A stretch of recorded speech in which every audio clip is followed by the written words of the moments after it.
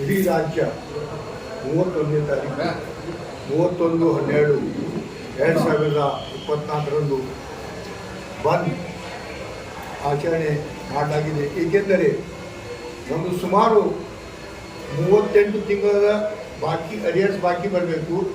12 ತಿಂಗಳ ಕೈಗಾರಿಕಾ ಒಪ್ಪಂದ ಆಗಬೇಕಾಗಿತ್ತು, ಇನ್ನೂವರೆಗೆ ಆಗಿಲ್ಲ. ಅದರ ಸಲುವಾಗಿ ನಾವು ಬಂದ್ ಆಚರಣೆ ಮಾಡಿದ್ವಿ.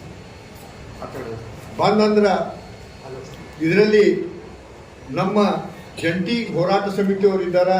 ಜಂಟಿ ಹೋರಾಟ ಸಮಿತಿಯಲ್ಲಿ KSRTC staff and workers federation, ಅಖಿಲ ಕರ್ನಾಟಕ ರಾಜ್ಯ ರಸ್ತೆ ಸಾರಿಗೆ ನೌಕರ ಮಹಾಮಂಡಳ, ಕರ್ನಾಟಕ ರಾಜ್ಯ ರಸ್ತೆ ಸಾರಿಗೆ ಫೆಡರೇಷನ್ CITU, ಕರ್ನಾಟಕ ರಾಜ್ಯ KRS ಸಂಸ್ಥೆ ಪರಿಶಿಷ್ಟ ಜಾತಿ ಮತ್ತು ಪರಿಶಿಷ್ಟ ಪಂಗಡ, ಕರ್ನಾಟಕ ರಾಜ್ಯ ರಸ್ತೆ ಸಾರಿಗೆ ಪರಿಶಿಷ್ಟ ಜಾತಿ ಪರಿಶಿಷ್ಟ ಪಂಗಡ ಅಧಿಕಾರಿ ಮತ್ತು ಕ್ಷೇಮಾಭಿವೃದ್ಧಿ ಸಂಘ, ಕರ್ನಾಟಕ ರಾಜ್ಯ ರಸ್ತೆ ಸಾರಿಗೆ ಸಂಸ್ಥೆಯ ಸಂಘ ಮತ್ತು BMS ಸಂಘ ಇವೆಲ್ಲ ಕೂಡಿ 31ಕ್ಕೆ ಮುಷ್ಕರಕ್ಕೆ ಇದ್ದೀವಿ.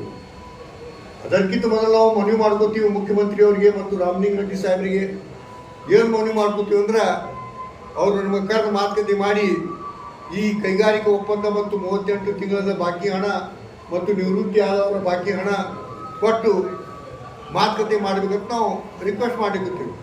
ಅವ್ರಿಗೆ ಕರೆದು ಮಾತುಕತೆ ಮಾಡಬೇಕು. ಸುಮ್ಮನೆ ಈ ಶಕ್ತಿ ಯೋಜನೆ ಮಾಡ್ಯಾರ. ಶಕ್ತಿ ಯೋಜನೆ ಸರ್ಕಾರಕ್ಕೆ ಫೈದಾ ಅನ್ನೋದು KSRTC ಅವರೆಲ್ಲ ಅದಕ್ಕೆ ತುಂಬ ಸರ್ಕಾರದವ್ರಿಗೆ ಶಕ್ತಿ ಯೋಜನೆ ಜೊತೆಯಲ್ಲಿ ನಮ್ಮ ಬರುವ ದುಡ್ಡು ಇನ್ನೂವರೆಗೆ ಬಂದಿಲ್ಲ.